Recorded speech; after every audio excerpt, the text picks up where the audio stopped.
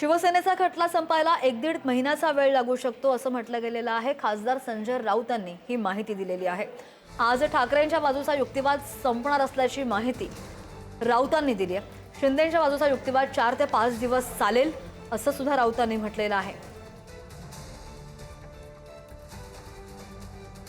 आज कपिल सिब्बल त्यानंतर अर्धा पाऊण तास देवदत्त कामत हे दोन वरिष्ठ आमचे जे वकील आहेत ते आज आमचा युक्तिवाद संपवतील आणि त्यानंतर समोरचे जे लोक आहेत फुटीर गट ते वेळ घेतील आणि त्यांचं साधारण 4 ते 5 दिवस त्यांच्यासाठी सुप्रीम कोर्ट देईल आणि मग क्लोज फॉर ऑर्डर राहील निर्णयासाठी आणि साधारण 1.5 महिन्याच्या दरम्यान 1-1.5 महिन्यात तेवढा वेळ लागतो कारण हा खटला अत्यंत महत्त्वाचा आहे, ऐतिहासिक आहे, माइलस्टोन जजमेंट असेल तर त्यासाठी त्यांना 1-1.5 महिना लागेल असं वाटतंय मला।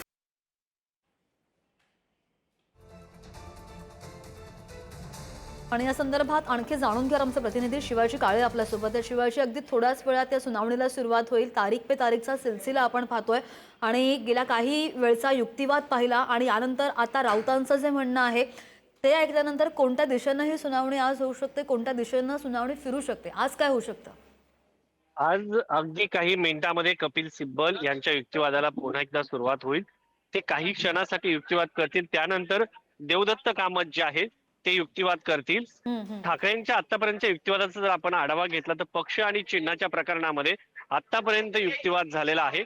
त्यानंतर जर आपण पाहिलं गेलं तर आता जे पक्षातील आमदार आहेत आमदार फुटीच्या संदर्भामध्ये युक्तिवाद होऊ शकतो अशी माहिती सध्या समोर येताना पाहायला मिळत आहे।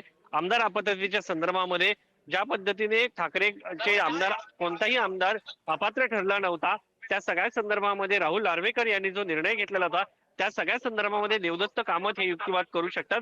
आतापर्यंतचा युक्तिवादाचा जर आपण आढावा घेतला तर शिवसेना मूळ पक्ष आणि चिन्ह या प्रकरणाच्या संदर्भामध्ये एखाद्या पक्षामधून संसदीय पक्ष जर फुटला तर त्या संसदीय पक्षाची फूट ही ओरिजिनल पक्षाची फूट म्हणून ग्राह्य धरण्यात येईल का असा प्रश्न या निमित्ताने उपस्थित करण्यात आला होता। आणि या सगळ्या याच्यामध्ये ओरिजिनल पक्षाची भूमिका ही महत्वाची असते। ओरिजिनल पक्ष हा ठाकरेंसोबत आहे असा युक्तिवाद कपिल सिब्बल यांनी आतापर्यंत केल्याचं पाहायला मिळालं होतं।